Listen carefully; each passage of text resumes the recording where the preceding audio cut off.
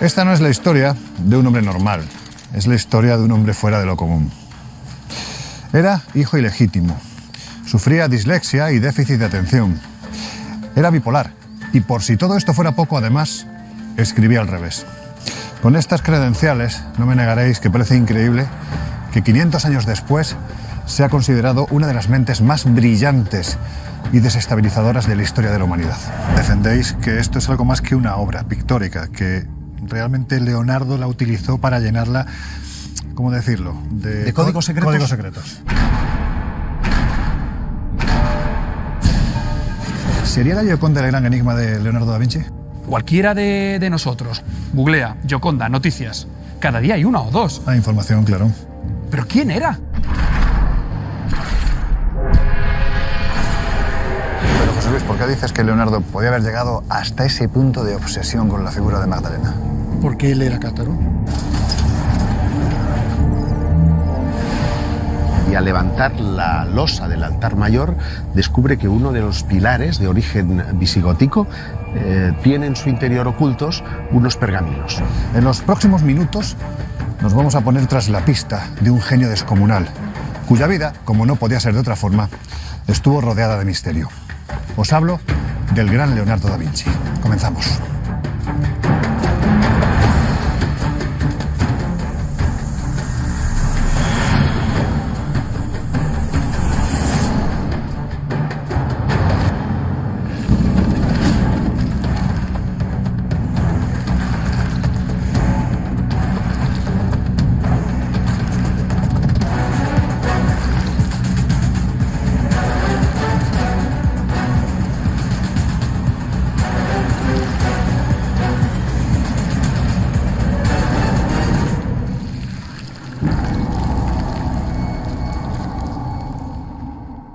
Han pasado 500 años de su muerte y, sin embargo, está más vivo que nunca. Su recuerdo, su obra, sus contradicciones y lo poco que sabemos de su persona han contribuido a que alrededor de Da Vinci todo surja como un gran misterio.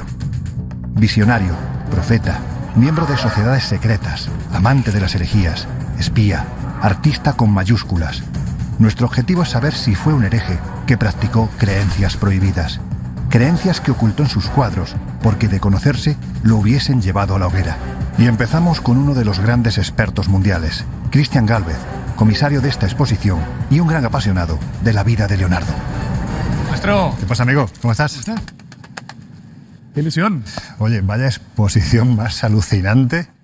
Bueno, la curiosidad, que ya sabes que es el motor de nuestras pasiones. Claro, yo creo que la gente te conoce perfectamente porque llevas mucho tiempo presentando uno de los programas emblemáticos de la televisión nacional, pero quizás no conocen tanto esa faceta, esa pasión tuya que es la vida de Leonardo, ¿verdad? Hombre, si después de esta exposición no termina conociéndolo, es que algo he hecho mal, algo he hecho mal. Pues ¿te parece que hablemos un poco de él? De lo que tú quieras. Vamos a sentarnos. Venga. Oye, Cristian, ¿qué tiene Leonardo para que 500 años después de su muerte todavía hoy siga fascinando incluso más que en su tiempo? Bueno, yo creo que, yo creo que por un lado es la exageración de la figura que nos ha llegado de Leonardo desde el siglo XIX, desde el romanticismo, ¿no?, en el que se le convierte en un genio universal, cuando en realidad al que consideraban genio era Miguel Ángel, uno de sus mayores enemigos artísticamente hablando. Claro, estamos en una época posiblemente la más fascinante de la historia reciente de la humanidad, ¿no? Porque las artes, las ciencias, la cultura, es una explosión tremenda en la que surgen genios. Has citado, ¿no?, a Miguel Ángel. ¿Qué diferencia Leonardo de estos otros genios del Renacimiento? Bueno, yo creo que la polimatía, la multidisciplina. Sí que es verdad, bueno, Miguel Ángel también era polímata, pero estamos hablando de dos tipos de inteligencias bastante diferentes, ¿no? En el caso de Leonardo lo que buscaba era la sincronía entre los conocimientos. Y eso está muy bien, porque Leonardo dominó 14 ramas del saber, solo una era la pintura. Pero mientras realizaba, por ponerte algún ejemplo, estudios hidráulicos, cómo se mueve el agua, lo aprovechaba para poder pintar el cabello, ¿no? Entonces buscaba constantemente esta sincronía de conocimientos. Claro, da la sensación de que sabemos mucho de sus luces, ¿no?, especialmente representadas en el arte, ¿no?, en lo que nos ha legado. Pero si las tiene, háblame de sus sombras. Pero son mucho más interesantes. Más interesantes, ¿verdad? Claro, mucho más, porque es lo que le convierte en un ser humano de carne y hueso. Leonardo fue un fracasado.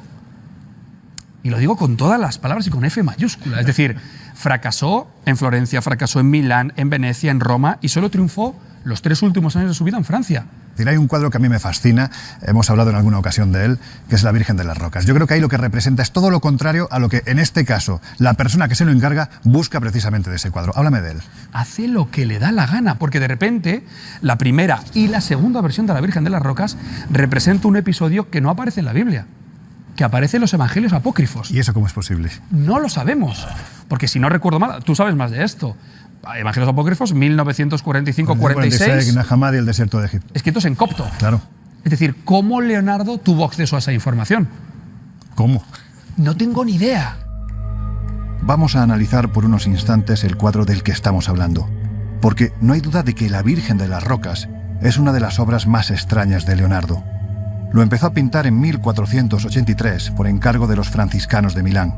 Y es que lo que en un principio debía de ser un homenaje a la Inmaculada Concepción de la Virgen se había convertido en algo enigmático, casi pagano, porque lo que Leonardo pintó no era un pasaje contenido en los evangelios oficiales, sino en los conocidos como apócrifos, textos no reconocidos por la Iglesia, que contaban una realidad de la vida de Jesús muy distinta a la oficial. En la escena aparecían la Virgen, el arcángel Uriel, Jesús y San Juan de niños, reunidos en una cueva durante su huida a Egipto. Ninguno tenía halo de santidad, demasiado humanos, como la futura iglesia pobre de San Juan, que nada tendría de opulenta o divina. Finalmente fue obligado a repetirlo, ahora sí, con los atributos propios de las pinturas religiosas. Salvamos a su rostro. El más conocido es el que está en la Biblioteca Real de Turín.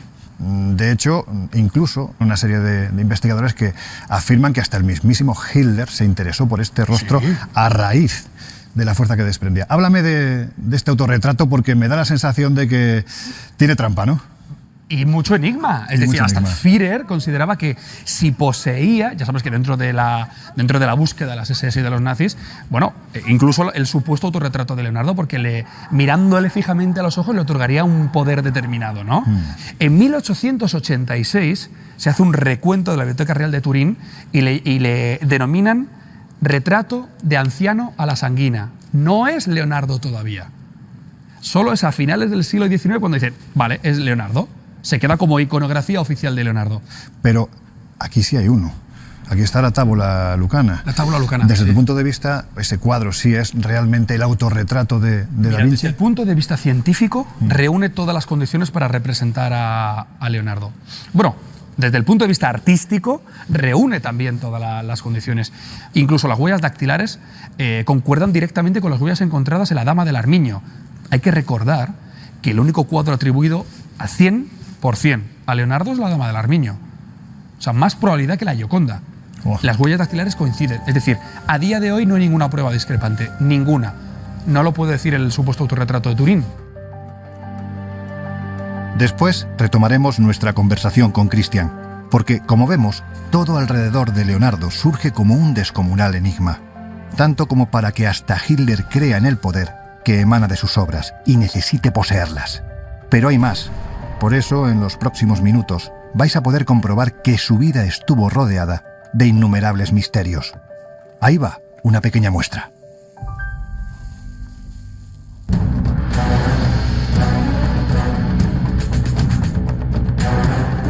Estoy convencido de que te va a encantar lo que vamos a encontrar arriba, que es una población que se llama Rennes-le-Château. Estoy seguro que si Leonardo hubiera nacido en el siglo XIX, pues habría hecho una profunda amistad con los curas de la región, pero especialmente con el del pueblo que te acabo de decir.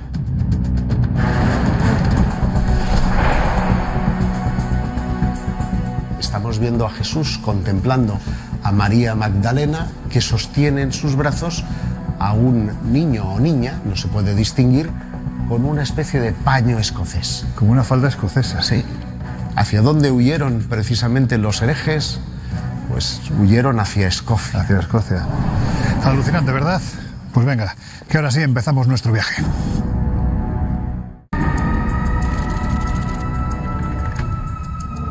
Al fin atravesamos la Toscana.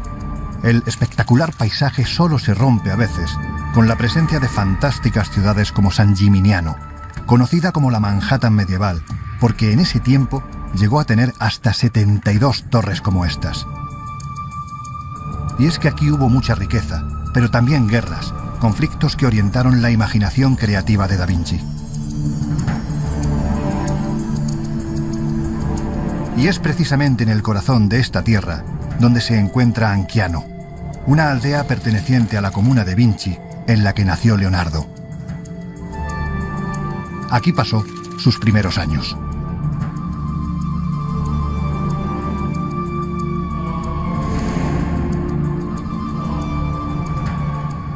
Pero donde empezó a surgir el genio, donde dio inicio la leyenda, es precisamente en la ciudad de Florencia. Pontevecchio. Hace honor a su nombre, ¿verdad? Pues por aquí seguro que anduvo Leonardo en un tiempo en el que muchos expertos aseguran que pudo estar en contacto con personas herederas de herejías antiguamente condenadas. ¿Con qué gente se relacionó? ¿Es cierto que ocultó mensajes en sus cuadros? No solo es cierto, sino que está comprobado. Y te pongo un ejemplo relativamente reciente. En el cuadro de la Virgen de las Rocas se ha descubierto camuflado en el paisaje un perro con correa. Es una crítica social, según dicen los entendidos, a la Inquisición, a los dominicos. ¿Te acuerdas que a los dominicos se les llamaba los perros de Dios? Sí, señor. Dominicanis. Bueno, pues efectivamente, los mensajes secretos están ahí y lo que no hay ninguna duda es que él tenía una especie de encriptamiento, tanto en su escritura como en su pintura, para descifrar mensajes solo para aquellos que tuvieran la clave. Un perro con correa. Ya tenemos una primera pista que nos lleva a pensar que Leonardo pudo seguir una corriente tan herética como la cátara. Después os hablaré de ello. Ahora disfrutemos del paseo, porque recorrer Florencia de noche es como viajar en el tiempo. Precisamente a ese tiempo en el que Leonardo, como si fuera un visionario o una especie de vidente, creaba artilugios, como os decía antes, principalmente orientados a la guerra, algunos de los cuales no se podrían realizar hasta siglos después, porque no existían los medios técnicos. Si os parece, vamos a ver unos cuantos ejemplos. Sandra, Leonardo es un personaje muy controvertido en muchos aspectos. Él decía ser un pacifista radical y sin embargo vemos que parte de su creación está orientada hacia la guerra, ¿no? De hecho, cuando se muda a Milán para trabajar para Ludovico il Moro, escribe una carta para ser contratado por este famoso príncipe en la que dice: «Querido Ludovico, si me contrata, haré para usted máquinas militares como nunca ha visto». Y le propone la máquina de guerra. Es increíble porque estos artefactos que ahora vemos demuestran que se adelantó demasiado a su época. El ornitóptero, el ala volante, el traje de buzo. Es que además se ha demostrado que funcionaban. Y son precisamente las creaciones de Leonardo, el visionario, el adelantado a su tiempo, esta especie de misterioso profeta de la ciencia y de la guerra, la que nos llevan a Milán. Allí será acogido por la corte de los Sforza, que ven en el genio de la Toscana y en sus artefactos la solución a la guerra que mantienen con Francia. Pues bien, es precisamente en Milán donde Da Vinci dejará una de las pistas más rotundas, que parece reflejar como pocas esas creencias herejes que estamos buscando. Un fresco que en apenas 20 años después de haberlo pintado, ya se estaba cayendo a pedazos.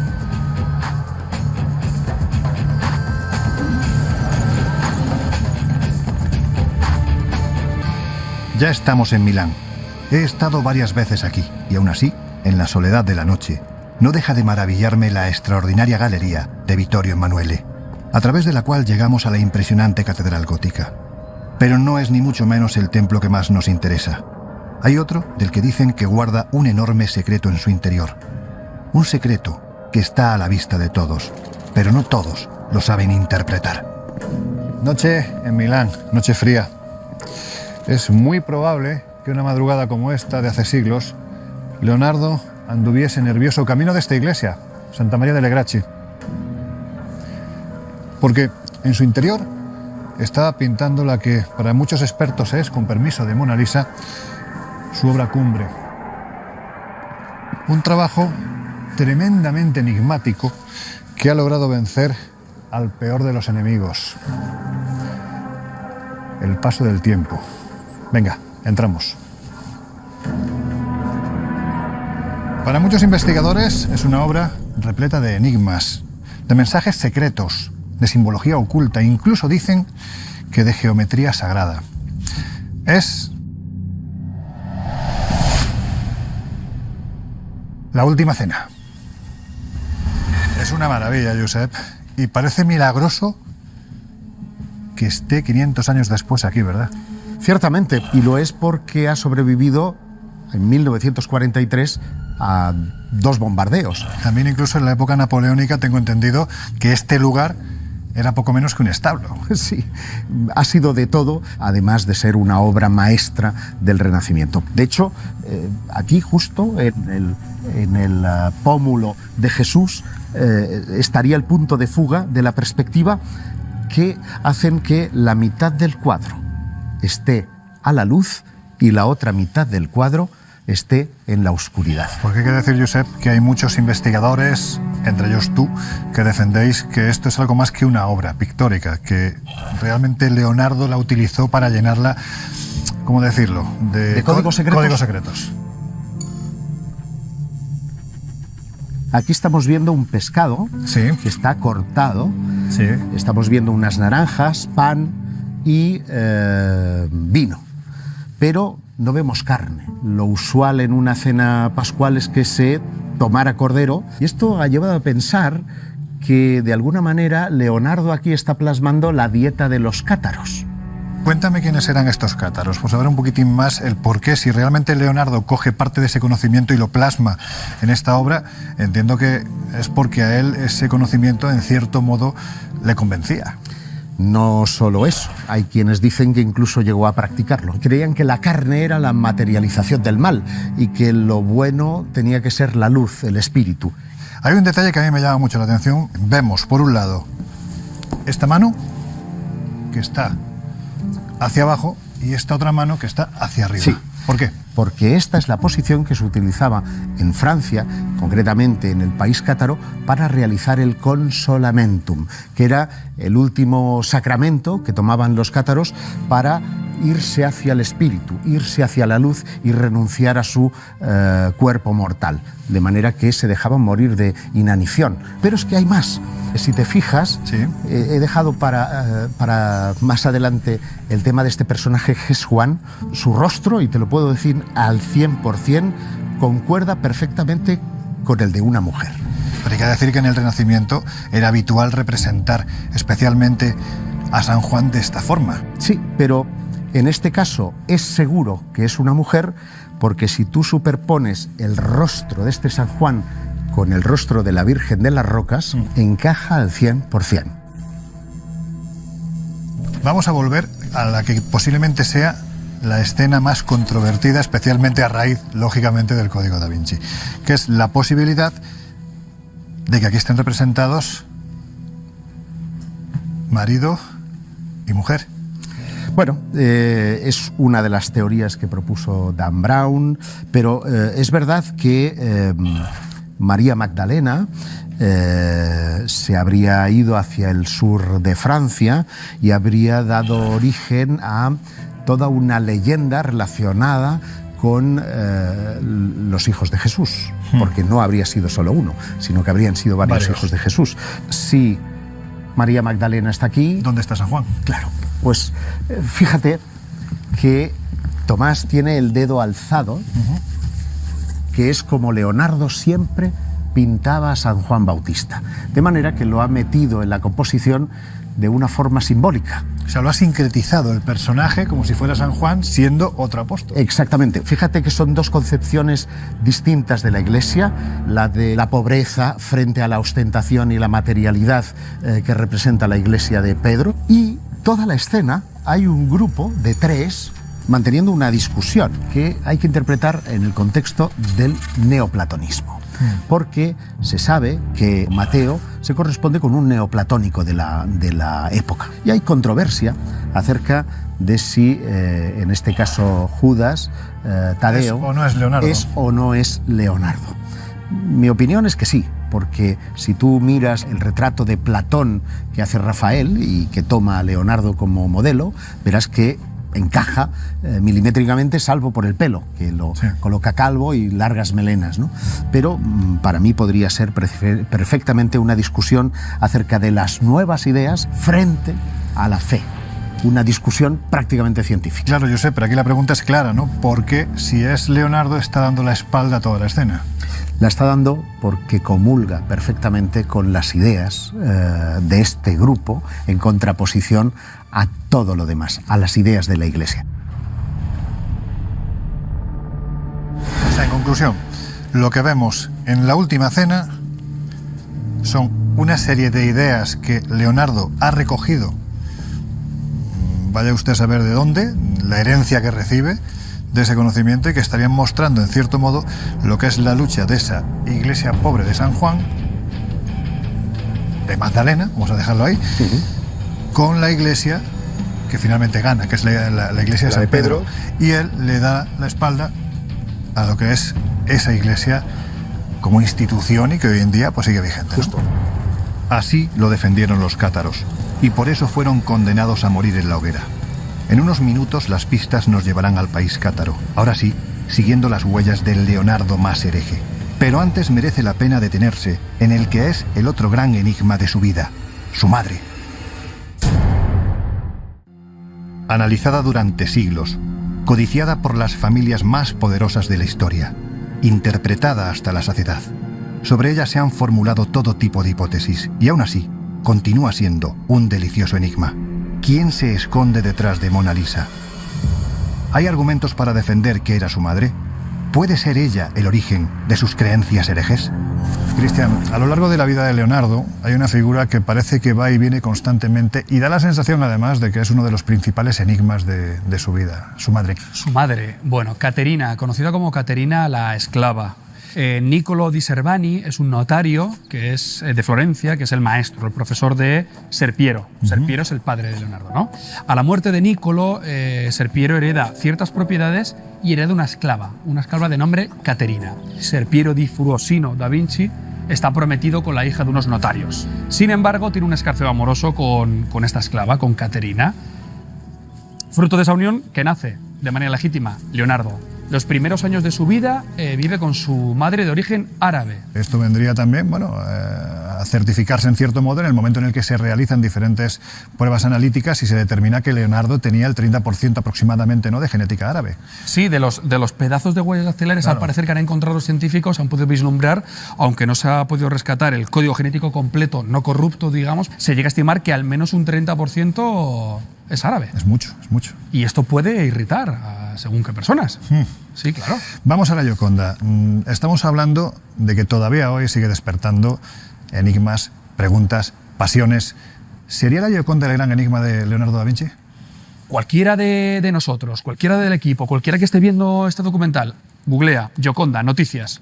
Cada día hay una o dos. Hay información, claro. Bruxismo, gases, estaba embarazada, no estaba contenta, etcétera, etcétera, etcétera. ¿Pero quién era? Claro, esa es la pregunta. ¿Quién era? ¿Quién o quién no era? Lo que sí es cierto es que Leonardo la llevaba siempre consigo. Claro. ¿Por qué? Otro gran enigma. ¿Por qué el tipo decide guardar un cuadro, si era un encargo, tardar en pintarlo lo mismo que tardó Miguel Ángel en pintar toda la bóveda de la Capilla Sixtina, y retocarlo durante los últimos años de su vida y ser una de las obras que se lleva a Francia? ¿Hay algún tipo de sentimiento, de afecto? ¿Hay algún tipo de conexión, de simbiosis con esa obra? Parece que sí. Parece que sí. Wow. Lo estás deseando. Si estás deseando hacerme la... te voy a hacer la pregunta, claro, porque es que yo te he leído mucho, me gusta mucho tu obra, y hay un detalle de la Gioconda que me parece fascinante por cómo lo explicas, que son sus cejas o su ausencia de cejas. ¿Quiénes no llevaban cejas en el Renacimiento italiano? Esa es la pregunta. Las esclavas árabes. Su madre. Si nos ponemos en plan escritor romántico del siglo XIX, francés o italiano, a mí me gusta pensar que sí. ¿Por qué no? Es decir, yo te podría enseñar la cartera y decir a quién llevo, ¿no? Llevo la foto de mi mujer. Pero puedes llevar la foto de mujer, de tu padre, de tu madre, de tus hijos. Muy querido, claro. ¿Por qué no? Porque además, en los diferentes estudios que se han hecho de la Gioconda, por ejemplo, al analizar sus pupilas, ¿qué se ha encontrado, Cristian? Bueno, pues hay un investigador en Italia, Silvano Vincetti, y él intentó demostrar que en las pupilas de la Gioconda aparecieron unas iniciales. En este caso, unas CS. ¿no? Claro, cuando uno intenta, bueno, rastrear la identidad de esa posible modelo, con CS solo nos viene una persona, ¿no? ¿Quién? Caterina Schiava. Caterina la esclava. La esclava. ¿No? ¿Qué te voy a decir?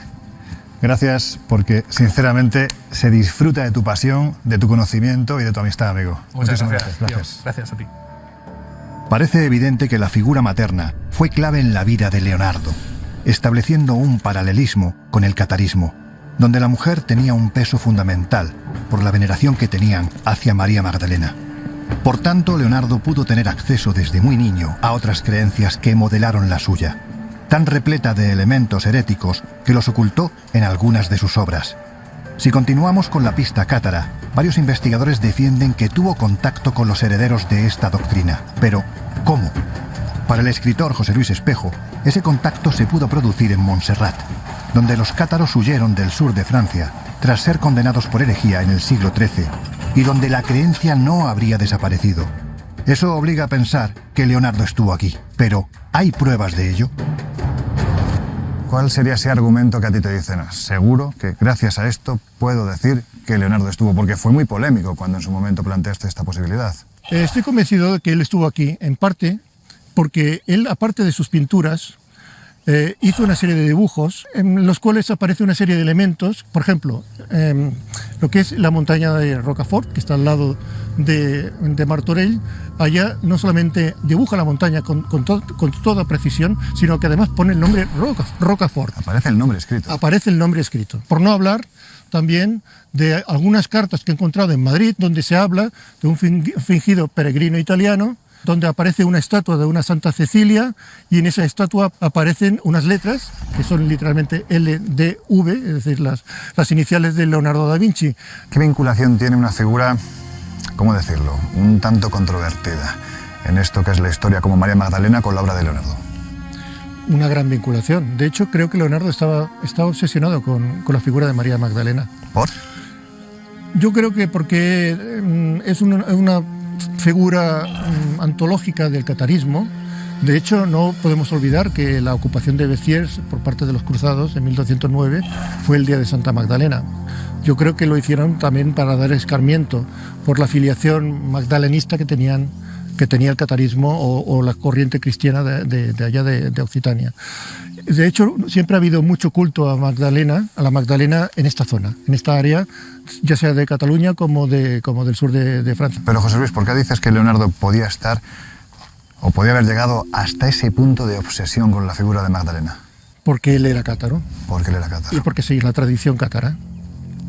Vámonos ya a dar un paseo por aquí, porque esto es verdaderamente estupendo. Leonardo seguía la tradición cátara. Si es así, en su tiempo era motivo más que suficiente para morir quemado en la hoguera. Y por tanto, motivo más que suficiente para que nadie lo supiese, salvo aquellos que compartían sus ideas y que sabían interpretar lo que ocultó en algunas de sus obras. Por tanto, todas las pistas nos llevan al sur de Francia. Ha llegado el momento de viajar al país cátaro. Es probable que allí tengamos más respuestas. Pues bien, su idea de San Juan y de la iglesia pobre, la representación de la Magdalena y un buen puñado de enigmas parecen confluir en un pequeño pueblo que se encuentra en el corazón del Languedoc francés. Para que os hagáis una idea, a partir del año 2006, su historia es tan potente que sirvió para la creación de una novela que hizo que millones de personas, de nuevo, se interesasen por la vida, por la obra y sobre todo por los enigmas del genio de la Toscana.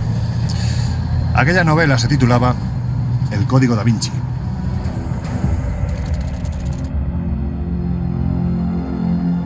No puedo evitarlo. Cada vez que recorro el país cátaro, la pena se agarra con fuerza al alma, porque aquí se produjo la cruzada contra los cátaros, cristianos contra cristianos, unos más afines a la doctrina de Juan, la iglesia pobre, la que Jesús definió con una frase que se ha querido borrar de la historia. Parte un madero y allí estoy yo. Levanta una piedra y allí me encontrarás. Dejando claro que no es necesario grandes templos para encontrarlo. Y otros, fanáticos de la doctrina de Pedro, la que velaba más por los bienes terrenales que por los espirituales. Así que ya se sabe quién ganó aquella batalla desigual.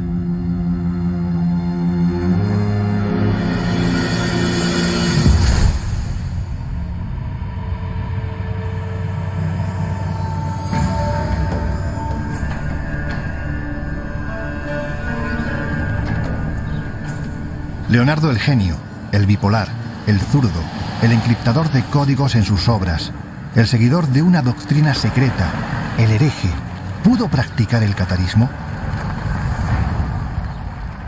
Las pistas que estamos siguiendo a través de sus actos y de los códigos ocultos en sus creaciones parecen indicar que sí. Pero, ¿quiénes fueron los cátaros y por qué pudieron influir, si es que lo hicieron, en las creencias de Leonardo? Un hombre del que Serge Bramley, en su libro El artista y el hombre, aseguraba que creía en Dios, aunque quizá no en un Dios muy cristiano. Lo descubría en la belleza milagrosa de la luz y en el armonioso movimiento de los planetas. Dicho así, parece que estamos hablando de un científico por encima de todo, ¿verdad?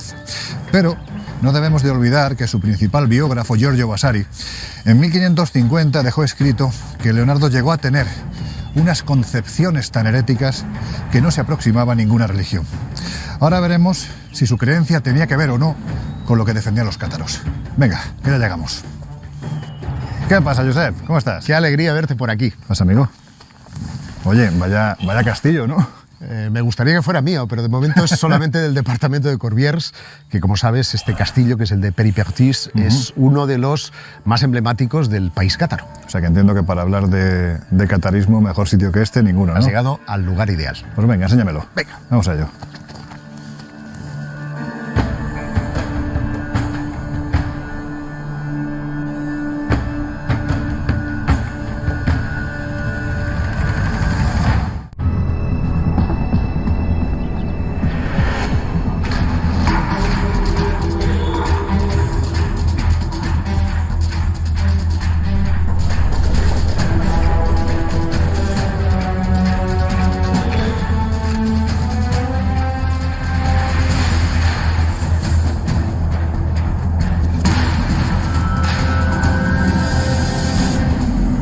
¿Y quiénes eran los cátaros? Eran cristianos, pero cristianos que no seguían a pies juntillas el dictado de Roma.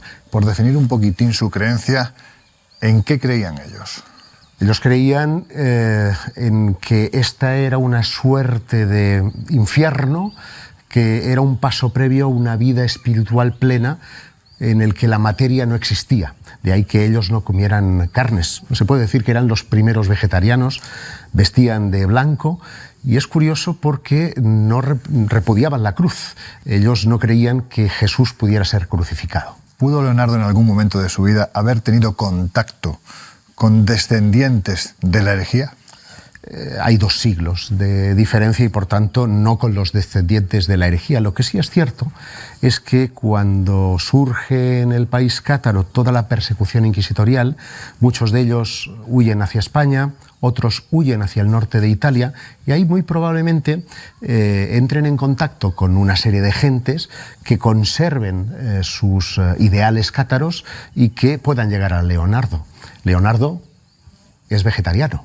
Leonardo viste de blanco y Leonardo se niega a representar crucificados en sus obras de arte.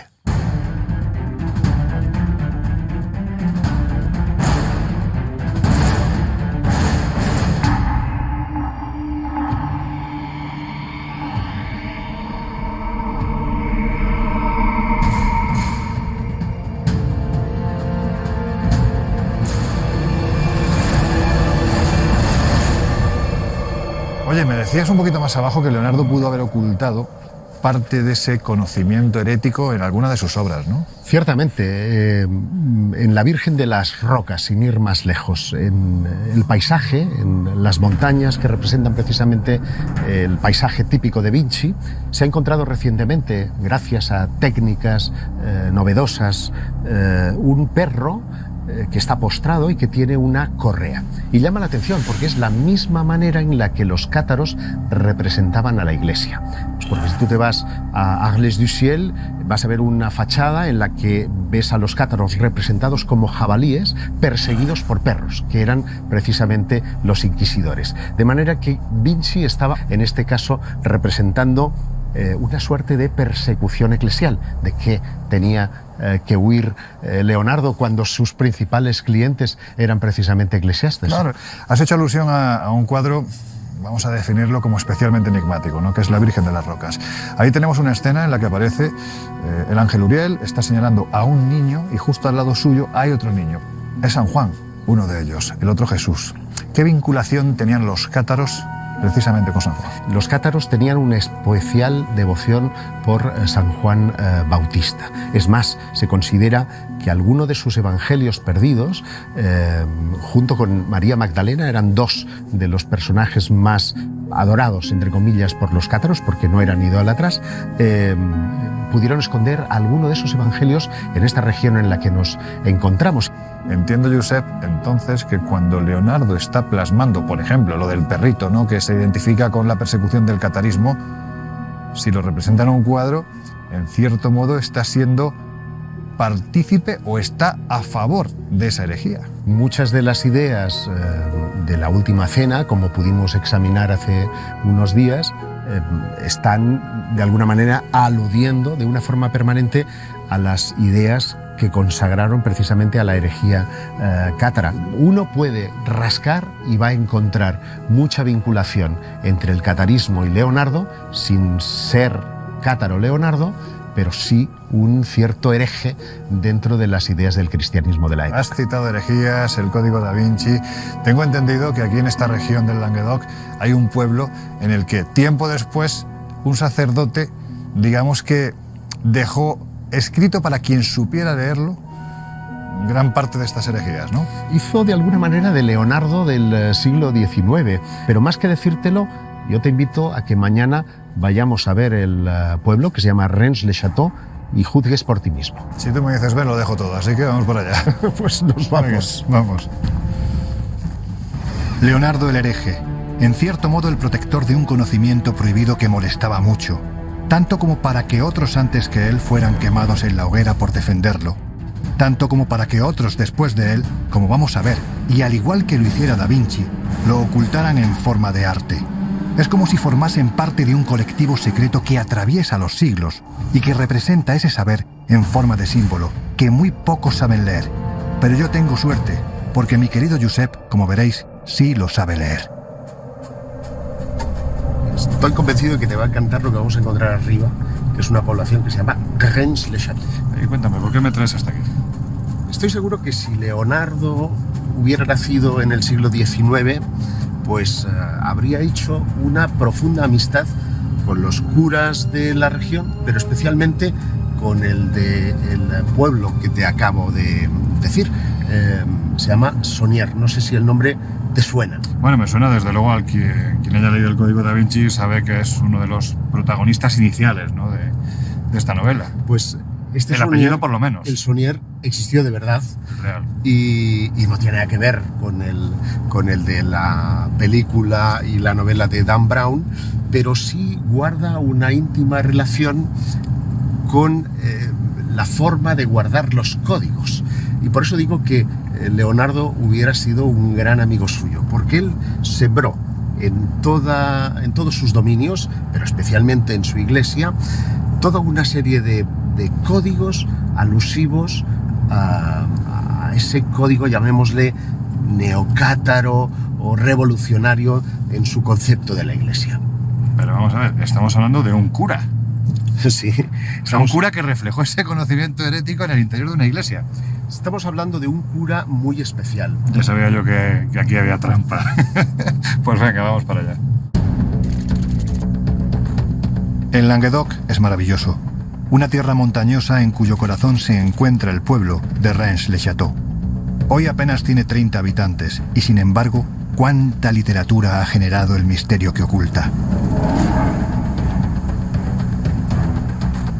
Pero, ¿por qué? ¿Tiene que ver con el catarismo y las ideas que siglos antes pudo plasmar Leonardo en sus cuadros? Todo parece indicar que sí.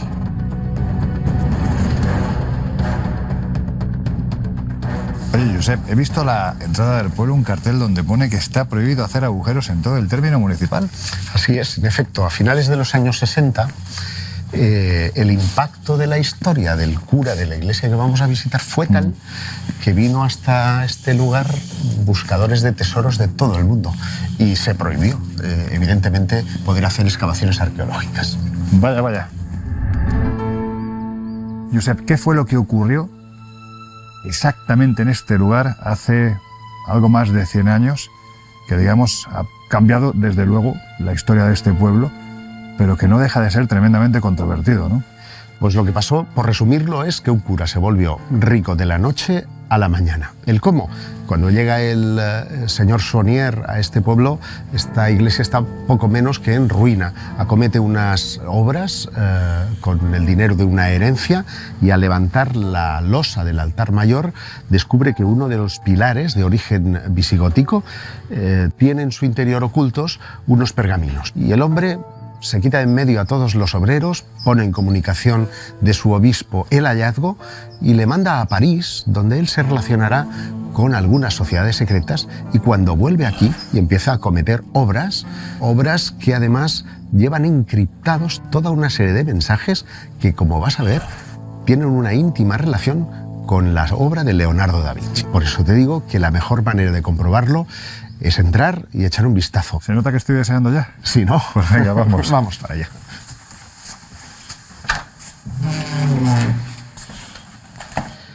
Pues esta, Lorenzo, es la iglesia de Rennes-le-Château. Rara. Muy rara. Muy rara. Quiero que prestes atención al altar mayor. ¿No hay nada que te llame la atención? Bueno, el conjunto de por sí ya es extraño, ¿no? Pero sí, lo primero que llama la atención, creo que vas por ahí, son los dos niños, ¿no? Uno en manos de la Virgen, otro en manos de San José. ¿Recuerdas cuando hablábamos de la Virgen de las Rocas? De la Virgen de las Rocas. Pues aquí ocurre exactamente lo mismo. Nadie sabe diferenciar quién es quién. Quién es Juan, quién es Jesús, buscando precisamente esa especie de ambivalencia. ¿Cuál era el verdadero, ¿no? ¿Cuál de ellos era el verdadero? Una idea, no lo olvides, que estamos en un entorno cátaro, donde se seguía a María Magdalena y se seguía a San Juan el Bautista como los verdaderos, como la esencia de la pobreza y no de la Iglesia de Roma. Y hay otra alusión muy llamativa, me parece a mí. La primera cosa que hace el cura de Rennes al llegar a la parroquia es colocar ese vitral, ¿sí? Que es una parte de la última cena. En este caso estás viendo a María Magdalena untando los pies, ¿verdad? Sí. Limpiando los pies de Jesús, y a 4 apóstoles que están a punto de empezar la última cena sin grial y sin comida. Llama la atención que San Juan está en una representación prácticamente leonardina de la última cena, sí, sin el halo de santidad. El altar mayor, lógicamente, entiendo que es la parte más importante de una iglesia, porque es donde se consagra la Eucaristía. Por supuesto. Claro, es que en el altar mayor lo que tenemos no es ni más ni menos que, una vez más, la presencia de María Magdalena con un libro en las manos, un cráneo en sus rodillas. Dos símbolos asociados a la masonería. Claro, la sensación que da desde luego cuando vemos esa María Magdalena es que parece que tiene un poquitín de barriguita. Sí, es una de las cosas que se ha especulado, junto a otra no menos curiosa, y es que hay quien especula que tal vez ese osario que está en la Saint-Baume en Marsella, que es donde supuestamente murió María Magdalena, sería falso, y que la verdadera Magdalena estaría aquí debajo. Aquí debajo. Da miedo pensarlo, sobre todo sabiendo cómo han terminado quienes lo han buscado. Es que yo creo que ya hemos mañana buscado será demasiado. otro día. Sí, sí.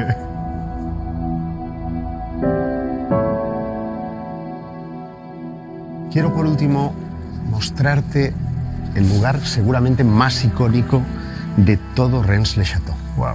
Se trata de esta torre neogótica y que se llama Magdala, en honor a la Magdalena.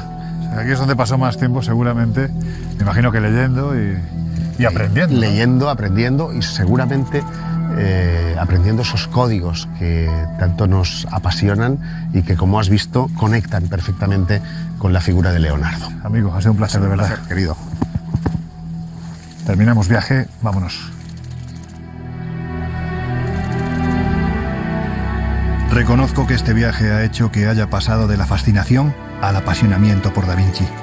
Poco importa que fuera hijo ilegítimo, que escribiese al revés, que ocultase o no códigos secretos en sus obras, que fuese buen cristiano, científico, filósofo o hereje. porque lo verdaderamente relevante es la historia de superación que hay detrás. La de un niño que nació con pocas posibilidades de salir adelante y la de un hombre al que la muerte no ha logrado, 5 siglos después, arrebatar la inmortalidad.